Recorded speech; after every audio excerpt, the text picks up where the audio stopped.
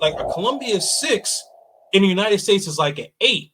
So when guys aren't used to getting that attention, and then the woman is smiling, and then you think that like she genuinely likes you, you lose all your inhibitions because you so wrapped up like, wow, I can't believe this beautiful woman was talking to me. When I try to like DM a girl like who lives down the street from me, like she left me on red because she messing with the dope dealer who got the $100,000 Porsche. You know what I mean? And I got a nice Toyota Camry. It's good, it's reliable, but I ain't got a Porsche.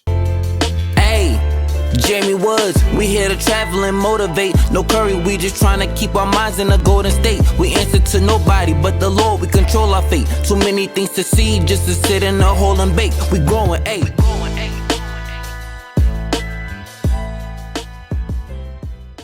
And when I went to Colombia, I just learned so much about the country. But not only did I learn so much about the country, I learned how much I didn't know and what we living in the United States didn't know, right? And let me kind of expound on that if you don't mind. No, go ahead, man. Take your time.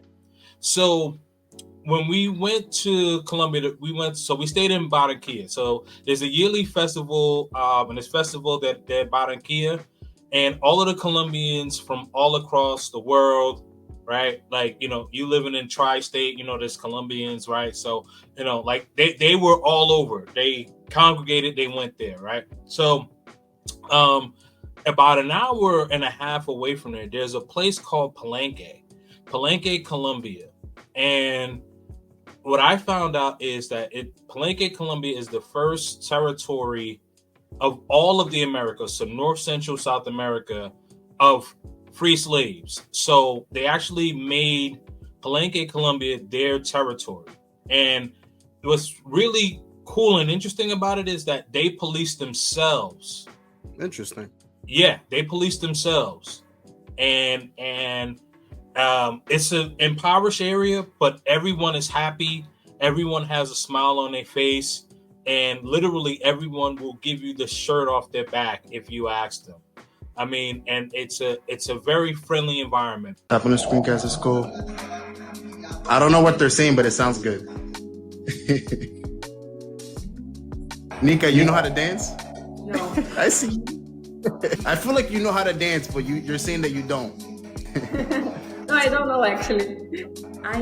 When I live in Argentina, I listen a lot of bachata, reggaeton, this type of songs, so I like it. That's another place I want to visit. I want to go to Buenos Aires. I want to go to Argentina, so that's gonna be another place pretty soon. Yeah, you really like it a lot. The food is amazing. For me, the best in Argentina is the meat and the ice cream. It's The ice cream? marvelous. Yeah. Really? I didn't know Argentina made good ice cream. Yeah, make it.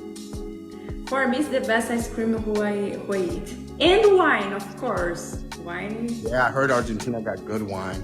So how many years were you in Argentina? 3 years and a half. Do you miss Argentina? Sometimes I miss more the security. Like I can walk in Argentina like midnight and nothing happens. In Brazil, I can't make this.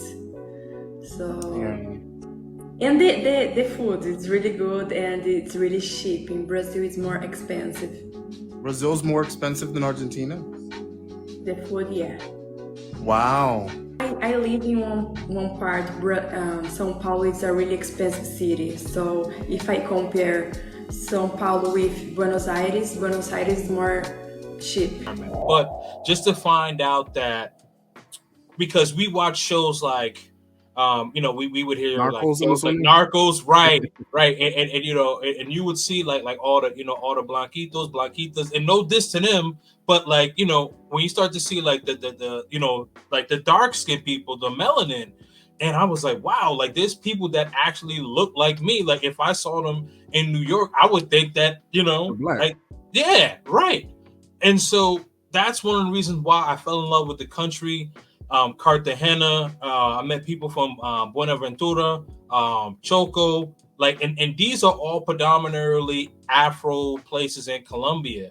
And what I've learned is that it's so much that I didn't know.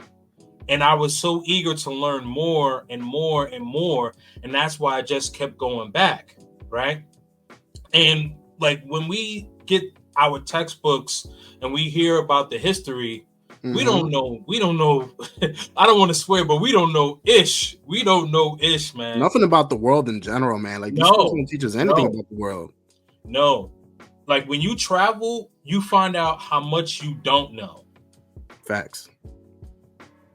And it's like, man, I'm smart and I'm intelligent. And then, man, once you get off this soil, you're book smart, but you're not smart, especially as Black people, where we don't realize how close our history is. And people would think that I'm kind of going off on a tangent now, and I'll it's all good, man. I love it, man. You're dropping gems. You're dropping gems. But a lot of us don't realize that, like, Brazil is predominantly Black. Yep. And it's 2/3, about 2/3 of the United States. So that's basically from New York to like Texas and a little bit past Texas. That's how big Brazil is, and it's predominantly Black. It's just mind blowing, man. It's just mind blowing. Well, to add on to what you were saying, man, you dropped a lot of gems. First of all, I don't even know where to start. But I guess since we're on the topic, I guess of Brazil, even though it is a Colombia thing, but it's right. You're right, man. They have the highest population of Black people there, but also they have the highest population of Japanese and Lebanese people outside of those countries. So that's an interesting fact. There's a lot of Japanese people in Brazil, especially in Sao Paulo. Yes. But you said some other things that I thought were very interesting. You were talking about how, like, one of the neighborhoods, you said that was they self-police themselves. Yes. Yeah. So the town of Palenque. So Palenque, Colombia, which is about an hour and a half from Barranquilla, right? And so what I was saying is, in that town, it's all Black people, and like they police themselves. So like there's no actually like government official. If someone were to take something or what have you, like no government official is going to stop them. What I'm saying is that they police themselves. So like the town will decide, let's say someone maybe stole like some food or whatever, right? Like, so the town can decide, okay, this person spends 2 or 3 weeks in jail, and they all decide that, like, as a unit.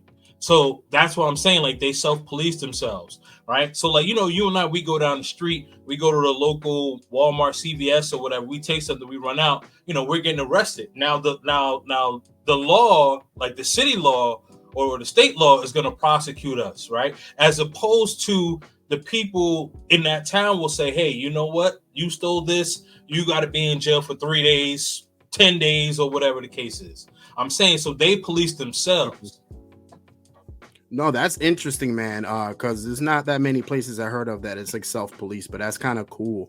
Right. But that leads me to my next question. So and a huge question too, like, how's the safety in Colombia? Because I think let me just get to this. Because I think the problem is there's a lot of concern right now over safety in Colombia. Right. But as of late, in the last year or so, there's just been so much negativity that's been going on there, man, because of the safety, because of the scoping, because of all that. So what's your opinion on the safety in Colombia? Like, is it over-exaggerated? Like, are people over-exaggerating how dangerous it is? Or are they saying the truth? What's your opinion on that? This is what I will say, right? So for the most part, Colombia is safe. And when you look at like the crime rate between the United States and Colombia, like it's such a vast difference, right? Like, in the United States, you don't have to worry about somebody who may be mentally ill and just going up like to random places and just randomly like shooting and deleting people, right? In the United States, you have to worry about that. In Colombia, that's not going to happen. Usually, if there's a beef, it's because like two people know each other and they have a beef. Most of the crime is typically petty crime, right? Like like a purse will get snatched, or if you are in a four-way intersection and there's a guy on a motorcycle and you're not paying attention, you're looking down in the middle of texting, he snatches the phone and drives off. Like, you got to think, okay, like the average height for a male in the United States, I want to say, is about 5'9", right? And the average height for a Colombian man is about 5'6". So they don't want to be confrontational.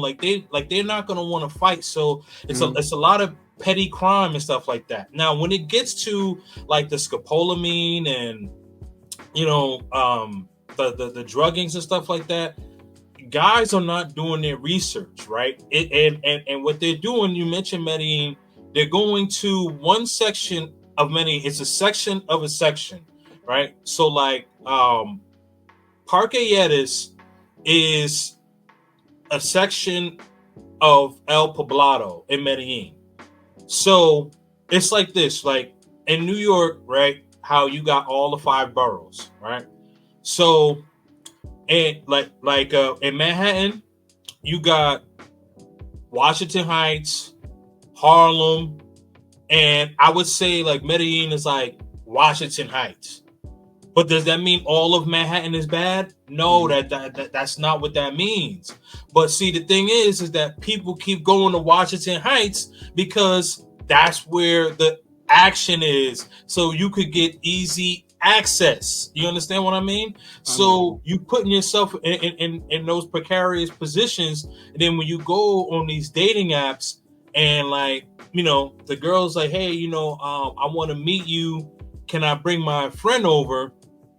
And that's typically not Colombian culture, right? Like if a woman says, oh, hey, can I bring my friend over? And she's never met you before, like, and she wants to hang out, like, okay, I get it. You like, hey, as a man, I'm out to have fun. But that's not how Colombian culture is, right? So typically a woman won't necessarily speak to you unless you come speak to her, one, or you get introduced to her by someone that she knows. So it's like a warm introduction. Or like if you're out and about and you see her, she's not going to come and address you. Like, she'll look at you and give you the choosing signals for you to come and approach her. You know what I mean? And again, I'm talking about regular women. I'm not talking about like ladies in the night. Yeah, because ladies in the night, they're gonna come and approach you, whatever, because they want to get paid. But a woman who's not on that type of time in Colombia, they're not aggressive like women in Brazil are, like how they'll kind of assert themselves. Colombia, like, no, they're more like reserved. Like the woman will look at you and they will expect you as the man to come and approach them. You know what I mean? So that's how that works.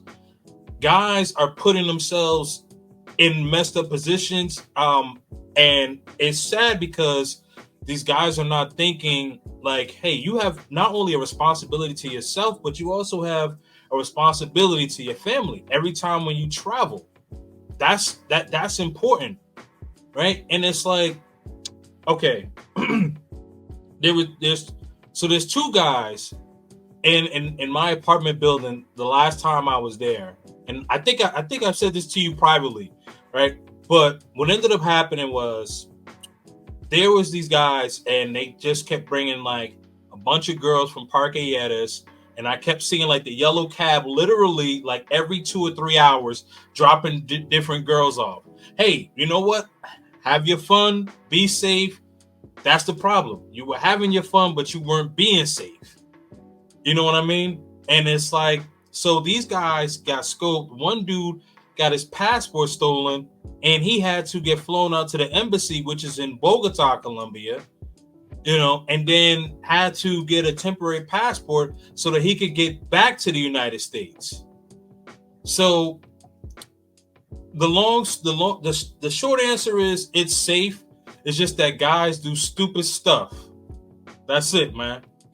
And that's the thing, man, is that this is what they're not talking about in the media. You know what I mean? They always try to blame it on, oh, the passport bros. They keep getting stolen. That's what you get for leaving the country, goddamn. You should stay in America and date the women here. Da, da, da.